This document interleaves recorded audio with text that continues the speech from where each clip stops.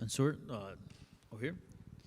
You got a pretty big fight. Brundage is somebody that's been around for a while, that has been in some big spots. So talk to me, how happy are you with this opportunity, and is this something that you envisioned for your next fight in the UFC? I'm extremely happy. I'm extremely happy, but it's not necessarily big to me. Every fight is the exact same. Perspective-wise, we're both 0-0 going into it. In my mind, no previous fights matter, no future fights matter. This is the beginning of a new path. And I'm happy. I'm happy and I'm grateful. And with the opponent, it couldn't be better. This is the perfect opponent for me. He's a great opponent. He's good everywhere. But I feel like I'm better everywhere as well. Yeah. And what did you make of his last performance against Julian? He looked good there. Then prior to that, I think he had fought Bo Nickel, come up short. So like overall, what do you make of him as a challenge, and what are you expecting from him? The previous fight, it was good. It was gritty. But if you could take positives and negatives from that, there were a lot of things that I could do much better than what Julian did to him. But it was gritty. It was tough. He took advantage of opportunities in there, and he landed that right hand. And it was beautiful when it comes from a technical standpoint. How I see him as a fighter, I see him as good. I see him as good. He's a good fighter everywhere. I match up against him very, very well. I'm just better than him in all areas, I feel. No arrogance, no cockiness, truly.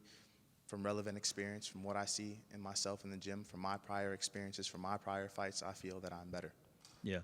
And you're undefeated, and you've have all your wins come by finish. Does at one point, does that begin to weigh on you, sort of people just expect you to run through people or pick up finishes? Does that at all start to affect you as you start going into fights? Man, that's a question I've been asked a lot, and honestly, I think the complete opposite. I feel like I've lost 8 times in a row. In my mind, I'm absolutely disgusted with every single performance that I've had leading up to this one. So I want to dominate even more. I want to be cleaner. I want to be more precise. I want to be more perfect each and every single time in the most truthful way. A lot of people might say that, but when I look back on prior experiences and prior fights, I'm like, who is that guy? That's not me. That's not the person that was just training yesterday. So I'm excited to show what I am now. I'm excited to show my new techniques. I'm excited to show who I truly am. Each and every single fight is a growing experience when you're inside that cage, building that experience, getting that relevant experience, opening yourself up more, being more comfortable inside the octagon. And this is going to be a new start. It's going to be absolutely beautiful, and I cannot wait to perform, to absolutely perform, to be happy, to be empty inside of that cage, and to be free.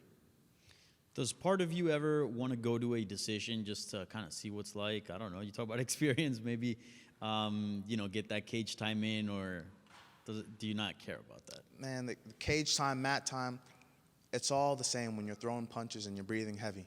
It's all the exact same to me. Now, if I want to go to a decision or not, I don't think so. I don't think it's necessary. A lot of people might say that, okay, I want to test myself. I want to see how far I can go. I know myself.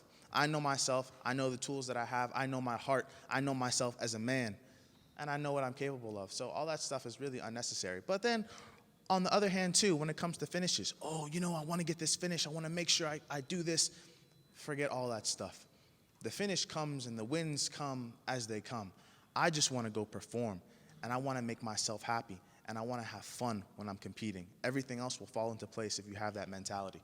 Yeah. And how quickly do you want to sort of rise in the promotion? Because if you get a victory here, it'd be a nice win over a known name. You'd be 3-0 in the UFC. Like, could we start thinking about you and potentially getting a crack at those in the rankings, or do you want to take things a little slower?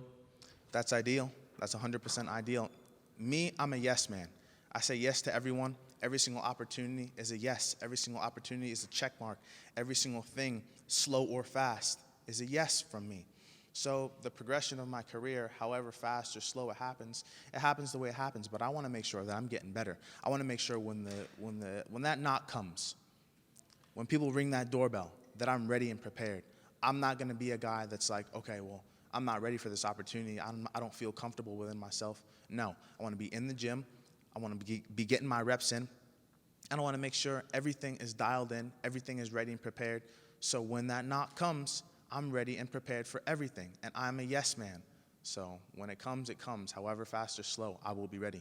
Yeah.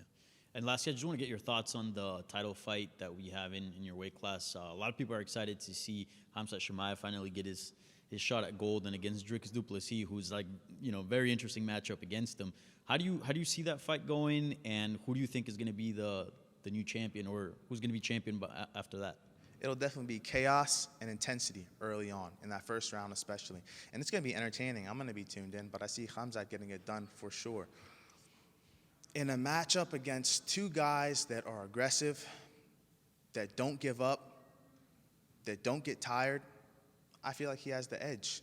And then when it comes to him being inside this weight class as well, his frame is nice. His frame is nice for a middleweight. It's not something that you would expect from a welterweight going up another weight class. His frame is good, and I feel like he will be the next champion.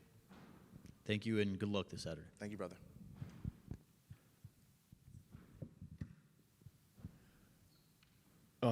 Mansur, you've approached all of your fights with an outlook we don't really see from a lot of fighters. You're very cerebral and calm in your fight weeks. Where does that come from?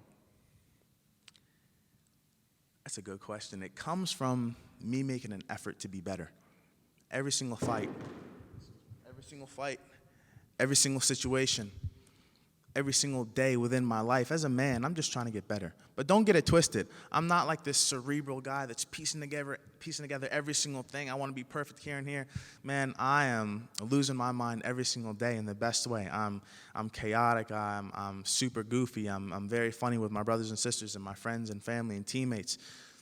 But I just care a lot. I care a lot, and when you care a lot, you want to be better. And when you want to be better, you make those efforts to be better, whether it's in the cage, in life, whatever. I'm just very cerebral when it comes to this. I want to make sure I'm checking off every single box. I want to make sure that I'm doing every single thing that needs to be done, and then some. I'm a man of extra. You give me a champion, and I'll show you someone that does extra. I'll show you someone that does things that aren't necessary. I'll show you someone that does things that aren't asked of him, and that's what I do. And it doesn't come from this sport. It comes from just me wanting to be in this 24/7, 365. I love to train. I love to be in the gym. And this is my lifestyle, but you guys see it as me being cerebral or very, very specific when it comes to this sport. Yeah, you describe yourself as a man of extra. Where did that come from? Did you just come up with that yourself, or have you heard that before? That's the first time I've ever said that. It was right off the top of the head. But yeah, I'm a man of extra for sure. I can remember myself as a 12-year-old kid when I was asked to run 5 miles by my dad in the morning at 5 a.m. I would run 6. There's just something about me that just wants to do extra. Now, I don't know if it's me proving something to myself or me just wanting to go that extra mile, or it's cultivated itself into pure enjoyment. I just want to do more. I'm not really sure where it comes from, but I absolutely love it. And it's a trait of mine that I hold near and dear to my heart because it allows me to go further than some people may have gone before, in addition to having true faith in God. Yeah, last question for me. You spent some time at the University of Maryland wrestling. What did wrestling and spending time at that school teach you? Wrestling taught me so many things. It exposed me to myself. When you're in a college wrestling room, it's different from different types of wrestling, but when you're in a college wrestling room, a Big Ten wrestling room, that's the conference that they were in when I was at that school. It reveals you to yourself, man. It shows you your flaws. It shows you your downfalls. It shows you the things that are good about yourself. It reveals everything. It's the truth teller. And I was shown truths about myself that I liked and I didn't like, and I took those at face value and I got better. I got better as a man. I got better as an athlete. And honestly, when I stopped wrestling, my techniques got better because I was away from the stress of it all, with school included. But it taught me so many things. It taught me so many things about myself. It exposed me to so many things about myself. But also, wrestling didn't give me everything. My father has given me so many things in my life that people kind of attribute to wrestling, or attribute to MMA, or attribute to something else. But my father, he was the one that really instilled that within me. He was the one that wanted me to wrestle because I didn't want to do that. I started off doing taekwondo and jiu-jitsu, but he told me if I really wanted to become a UFC champion when I was doing mock interviews with a TV remote, that was a skill I needed under my belt. So I did it. That's done. I'm grateful for it, and it taught me a lot. Thank you. Julian Virgin. Salam alaikum. Wa alaikum assalam, my brother. We had your opponent in here a little bit earlier. He talked about how he has more fights in the UFC than you have fights in your career. How does experience play into going into a fist fight? Experience is significant if you take things from it. I fought Dusko. He had more experience than me. He was a way more experienced opponent, age-wise and fight-wise. That didn't mean nothing, you know. I go in here and I fight Cody the way I want to fight him and get my hand raised, God willing, the way I want to get my hand raised. The experience doesn't matter. Then all of a sudden it's, okay, it's quality over quantity. Man, that stuff doesn't matter. If it matters to him, it matters to him. But it doesn't matter to me. I don't see it as a factor at all. And as you continue to grow, not only just in your career, but just in the UFC, man, how have you been able to kind of come into yourself as a young man and just even these opportunities sitting here talking to us and answering these questions and just navigating this space? Beautiful question. I don't feel like a lot of people sort of ask something like that. When a young man is in front of these cameras and in front of these lights and he's being almost built up as something to be looked at. I won't say superstar. I won't say something that's kind of out of place, but he's being built. You can see the eyes are on him, and you can see that he's conducting himself in a way that's worthy of that spotlight. It's interesting because I want to make sure that I'm acting correct. I'm a young man. I can say some dumb stuff sometimes. I can do some dumb stuff sometimes, and I want to act correct. But then also, on the other hand, I don't want to be fake. I don't want to portray myself as something that I'm not. So it's a thin line, man. It's a thin line between being professional and then also being myself. I'm still figuring it out. It's going to be beautiful. I can't wait to see how I cultivate myself into something new.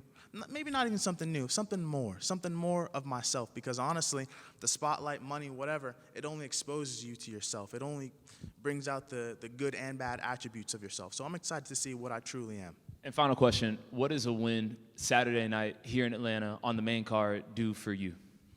It puts a smile on my face, makes me go get some dinner with some good people, and that's about it.